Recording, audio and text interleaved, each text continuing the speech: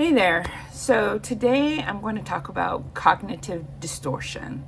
I'm Dr. Jessica Hairston. I'm a child, adolescent, and adult psychiatrist, and I'm here to share with you some things that you may not know about mental health and impacting your life or someone you know.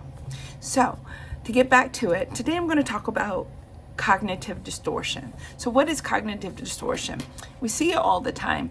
So when a person is clinically depressed, and I use clinically depressed just because it's not, oh, I feel depressed. No. When a person is clinically depressed, and it happens more often than you think, that their thinking changes. So the thinking of a person changes. So what people think of a, logical, rational mind, well, not only does a person may become more emotional, more irrational, but their view of reality changes a bit and that it becomes distorted. So a cognitive distortion is something that even though there may be some evidence that that's not quite true or quite right, the person believes it anyway. And they start making generalizations. So like, I always fail. And they may truly believe that they always fail or that nothing I ever do works out or things of that sort. And that's a cognitive distortion because, on the surface, you may feel that way, you may think that way, but that's not actually true. So when a person says to themselves, oh, I already know what they're going to say, or it never works out for me, or why should I bother because I know how it's going to end. These are cognitive distortions. They're things that are not true that the person tells themselves. So it's a not method per se, because a person is not doing it intentionally. It is self-deception. And because they are telling themselves these negative messages that are not true or is partly true, and then believing them as if they were 100% true. So if someone rejects them or says no, then it becomes, people always tell me no, or that it's not going to work out because it never has worked out, or I've been depressed all my life. No, there was probably a time that you were not depressed, but it's a cognitive distortion to think in that way and to speak in that way. So why are cognitive distortions important? Many people, when they are so depressed that they do not want to live anymore, their mind is full of all of these negative cognitive distortions. And so when a person who is not depressed attempts to talk to them, then you, as a person who is not depressed, trying to help your friend out or your family member, you are saying things that make sense, but it will not register to a person whose mind is filled with cognitive distortions that are not true. And this is when you have those hurtful things that happen, or hurtful situations or conversations like, well, why can't you do just X, Y, Z? Why can't you snap out of it? Why can't you go exercise? Why can't you just think better thoughts? Or why can't you? Oh, it's not like that. Like, people try to logically talk and argue against a cognitive distortion, and that doesn't work. Arguments do not work. When a person is having cognitive distortions, they need to be seeing a professional, a medical professional, a mental health professional. And usually at that point, it's not just that therapy becomes more limited in its ability to work as long as a person is believing those cognitive distortions. Sometimes it takes something like medication to be able to change up their thinking and their perceiving themselves. And how does that work, you may ask? Well, the medications work by your neurotransmitters that are already in your brain. And so people talk about chemical imbalances. That's a very oversimplified way to think of what's happening in your brain, but for all intents and purposes, it's useful right now. When you think about it, the neurotransmitters that your brain already has, they do become low and their ratios change. And when those neurotransmitters are low, like serotonin, dopamine, norepinephrine, and so on and so forth, then what happens is that there are actual synapses that are not working well. And that means there are neurons that are not working well. And that means your brain is literally impaired because it's not able to function at full capacity. And executive functioning changes, your ability to make connections and to think actually changes.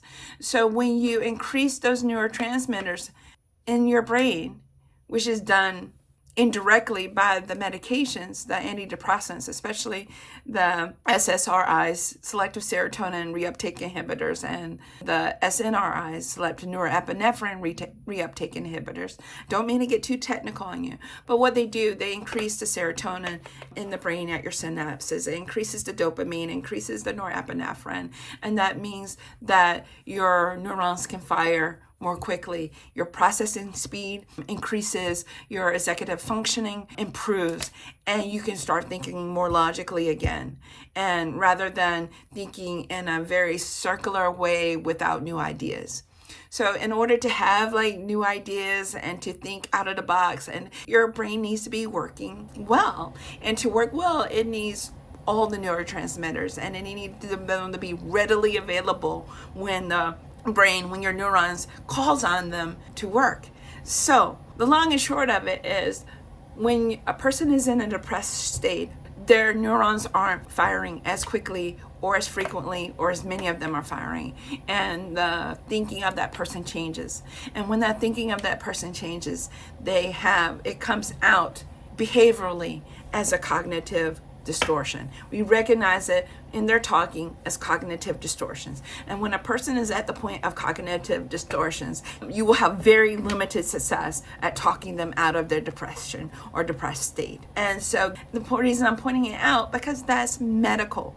Just as medical as if a person has low blood pressure because they're vasodilated. You are not going to talk them out of their low blood pressure. Same for high blood pressure. You're not going to talk them out of it. It is a medical condition that needs medical attention. I think sometimes as a doctor, I see it all the time that medical conditions are not recognized, and especially mental health, because the medical condition comes across as a behavior or the way a person speaks, their thought patterns, and people don't know how to recognize it. Just like it's very important to be able to recognize a stroke by the characteristics, the facial droop, the slurred speeching, the difficulty putting thoughts together, the impairment.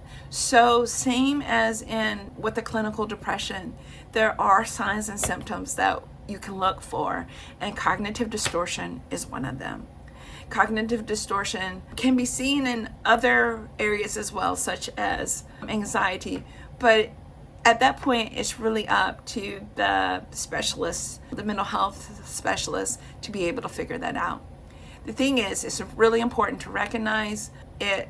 Will save you a lot of frustration in talking to someone who is in that state of mind and you can't seem to talk them out of it. And that's why. And the great thing about it is that once you recognize it, it can be treated, especially if you treat it right away. Like if you catch someone within their first year of depression, then it's more likely to be able to be treated than if a person has been depressed for 3 years or more. So I really hope this helps you understand a bit more about depression, more about cognitive distortions. And please like and subscribe if you found this helpful to you, because I'm going to be putting more videos up that talk about the clinical aspect of depression and mental health disorders, illnesses, how to, and preventative measures that you can use to stay mentally healthy. I really think this information needs to be out there, and if you really like it and want to hear more, then share this page and like and ask questions and interact, and I can get more of this information to you, because as a doctor, I really think it's important for everyone to be informed, because you can make better decisions when you are informed. So thank you so much for listening, and have a great day.